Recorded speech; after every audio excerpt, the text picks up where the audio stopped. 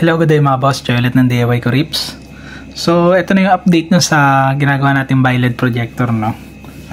Yan. So, meron tayong nakarang video, no, yung tips sa paggawa ng wiring harness. Bali, ito na yon. Tapos, pinagapang natin dito. Mas maganda sana kung dito siya sa ibabaw nakagapang. Kaso nga lang, hindi pwede kasi tatama yung pinaka BILED natin. Kaya dito siya sa baba pinadaan. Yan. Tapos, kung mapapansin nyo dito, nandito yung papunta sa may eye line. Yan. So, dalawa yon. Kasi meron tayong white lang, tapos meron tayong RGB na eye line. Same thing dito sa kabila. Ganon din. Yan. Tapos, kung mapapansin nyo, naka-snake skin ito. Yan. Ang problema lang dito, no, hindi umabot yung in-order kong shrinkable tube. Kaya ganito yung mga end natin, no. Mas maganda to kung naka-shrinkable tube to.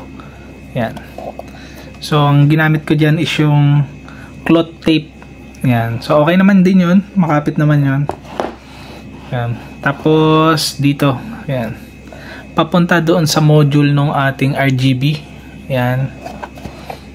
Di ba lahat yan naka-snake skin naman? Yan. Ultimo yun nandito naka-snake skin din to. Yan.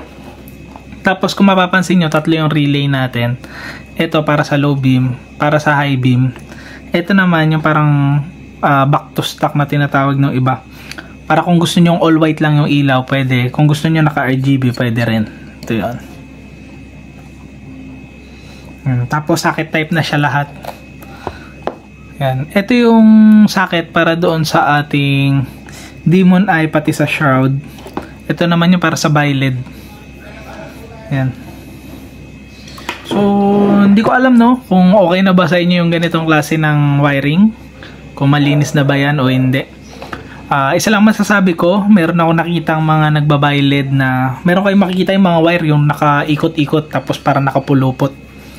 Yan. So, wala akong ganun kasi ang ginagawa ko, pinuputol ko yung wire tapos hinihinang ko. Yan. Yung wire lang na kung gano'n lang kahaba yung kailangan ko. Kung meron kayong makikita na iba, ang ginagawa na, dahil sobrang haba ng wire na yan, ang ginagawa, pinapaikot-ikot tapos sisip tie or gagamitan ng ziplock. Medyo makalat kasi pagka gano'n, ano. Sa akin, kung gano'n lang kahaba yung kailangan kong wire, ayun lang. Yan. Ganyan lang yung gapang natin. So, pwede nyong kopyahin kung nagdi-DIY din kayo. Yan. So, meron ako ditong module nung para sa ating eye line. Ito yon. Ito naman yung sa ating BILED. So, yung pinaka-shroud ko, may module din yan. Yan. Ito. Ito, dito ko nilagay para nakatago. Tapos, yung Demon Eye ko, ito yung pinaka-module niya. Yan, o. Puro mga nakatago lahat. Tapos, nirewiring ko na para hindi makalat. Yan. Ito na lang yung kailangan kong i-connecta. Wala rin masyadong mahabang wire na excess. So, yung iba, makikita nyo, ang haba ng wire niya, nakaikot-ikot. Yan. Siguro advantage to, no, pagka kayo yung gumagawa ng sarili nyong mga accessories sa motor. Kasi ang nangyayari, tinatidy nyo talaga siya or nililinis nyo ng maayos. So, kabit na natin to. So, sakit to sakit lang naman yan.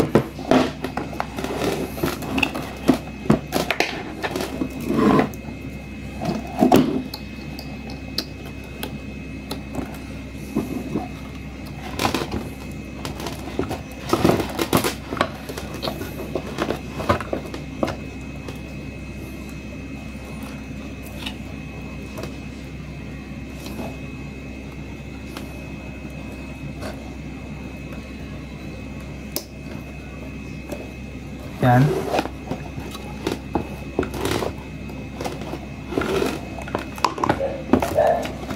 Tapos ito.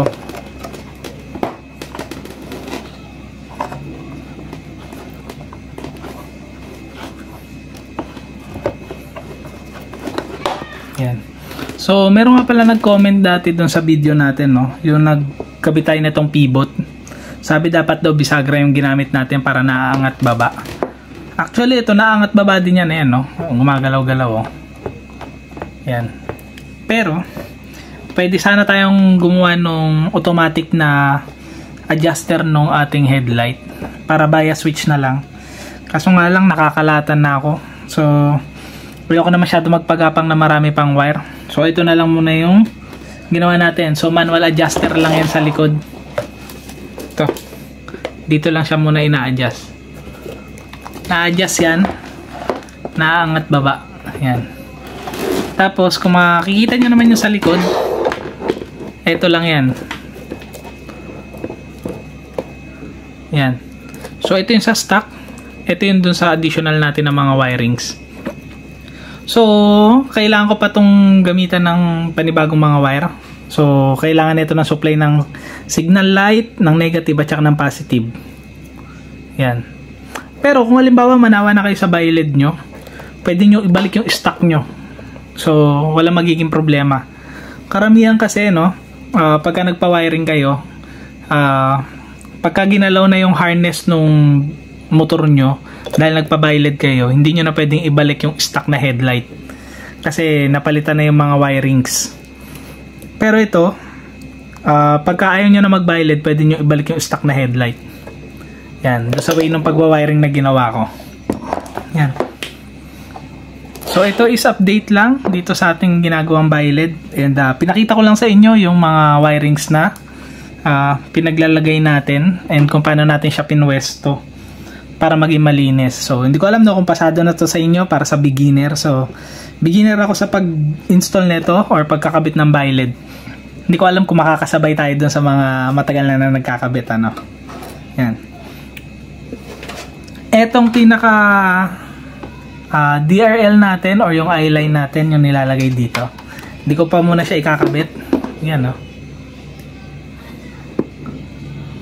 Kasi meron pa akong gustong gawin dito. So hindi ko pa muna siya ikakabit.